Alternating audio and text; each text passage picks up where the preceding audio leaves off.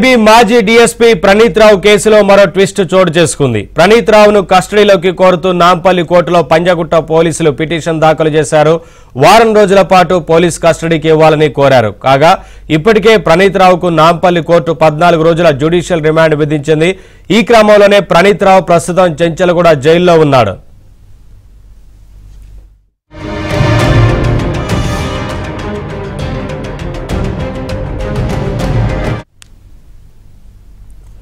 ఎస్ఐబిలో పనిచేస్తున్నప్పుడు పై అధికారుల ఆదేశాల మేరకు ఫోన్ ట్యాపింగ్ చేసినట్లు విచారణలో ప్రణీత్ రావు ఒప్పుకున్నాడు. ప్రతి జిల్లాలో వార్ రూమ్లు ఏర్పాటు చేసి రియల్ ఎస్టేట్ వ్యాపారులు ఇటు వజ్రాల వ్యాపారుల ఫోన్ ట్యాపింగ్ చేసి కోట్ల రూపాయలు వసూలు చేసినట్లు తెలిపాడు. రాజకీయ నాయకుల ఫోన్ ట్యాపింగ్ చేసి వారి ఆర్థిక లావాదేవీలపై దెబ్బతీసినట్లు తెలిపాడు. దీంతో ప్రణీత్ రావును కస్టడీకి ఇస్తే మరిన్ని విషయాలు వెలుగులోకి వస్తాయని భావించిన పోలీసులు కోర్టులో పిటిషన్ దాఖలు చేశారు. అప్డేట్స్ మా క్రైమ్ కరెస్పాండెంట్ శశిని అడిగి తెలుసుకుందాం. శశి, వారం రోజుల పాటు కస్టడీకి పోలీసులు కోరినట్లుగా తెలుస్తా ఉంది కదా ప్రణీత్ రావును, ఏంటి అప్డేట్స్ మొత్తంగా ఈ కేసు సంబంధించి?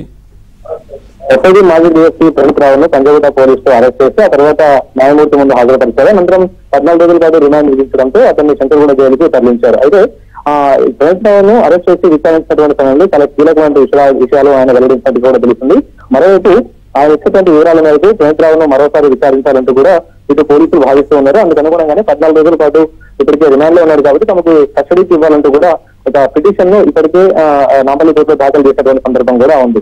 ఎస్ఐబిలో పనిచేస్తున్నప్పుడు పై అధికారుల ఆదేశాల మేరకే ఫోన్ ట్యాపింగ్ చేసినట్టు ఇప్పటికే పంజాగుట్ట పోలీసులు కూడా ప్రణీత్ రావు ఒప్పుకున్నారు. అలాగే ప్రతి జిల్లాలో కూడా ఒక వార్ రూమ్ ఏర్పాటు చేసుకుని ఎవరెవరైతే టార్గెటెడ్ పర్సన్స్ ఉన్నారో ఆ టార్గెటెడ్ పర్సన్స్ అందరికీ సంబంధించినటువంటి ఫోన్లను కూడా ట్యాప్ చేసినట్టుగా ఆయన ఒప్పుకోవడం కూడా జరిగింది. ప్రధానంగా ఆయన లిస్ట్ లో రాజకీయ నాయకులతో పాటు రియల్ ఎస్టేట్ వ్యాపారులు, ఆ తర్వాత డైమండ్ వ్యాపారులు, అలాగే వీళ్ళందరికీ సంబంధించినటువంటి ఫోన్ ట్యాపింగ్ చేశారు. వారి యొక్క వ్యాపార లావాదేవీలకు సంబంధించిన అంశాలన్నింటి కూడా తెలుసుకుని కోట్ల రూపాయలు కూడా దండుకున్నట్టు ఆయన అంగీకరించినట్టు తెలుస్తుంది. మరోవైపు రాజకీయ నాయకులకు సంబంధించినటువంటి ఫోన్ ని ట్యాపింగ్ చేసి వారి ఆర్థిక లావాదేవీలు, ఆర్థిక వ్యవహారాలు ఏ విధంగా కొనసాగుతున్నాయన్న అంశాల మీద కూడా పూర్తి స్థాయిలో నిఘా పెట్టి వారి ఆర్థిక వ్యవహారాలపై దెబ్బతీసినట్టు కూడా తెలుస్తుంది. ఇదే కాకుండా ప్రణీత్ రావుని కస్టడీలోకి తీసుకుని విచారిస్తే ఈ అంశంలో మరిన్ని విషయాలు కూడా వెలుగులోకి వస్తాయంటూ కూడా ఇటు పోలీసులు భావిస్తూ ఉన్నారు. ఇక ఫోన్ ట్యాపింగ్ వ్యవహారంలో కీలక సమాచారాన్ని ప్రణీత్ రావు వెల్లడించినట్టు తెలుస్తుంది. అప్పట్లో ఉన్నటువంటి ఉన్నతాధికారులు ఎవరైతే ఉన్నారో ఆ ఉన్నతాధికారుల ఆదేశాల మేరకు తాను ఫోన్ ట్యాపింగ్ చేశాను తప్ప తను స్వతహాగా చేయలేదంటూ ఆయన పోలీసుల ముందు స్టేట్మెంట్ ఇచ్చినట్టుగా తెలిసింది.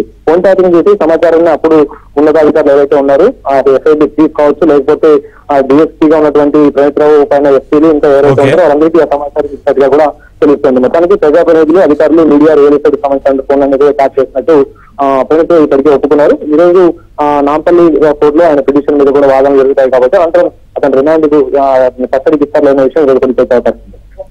Right, thank you.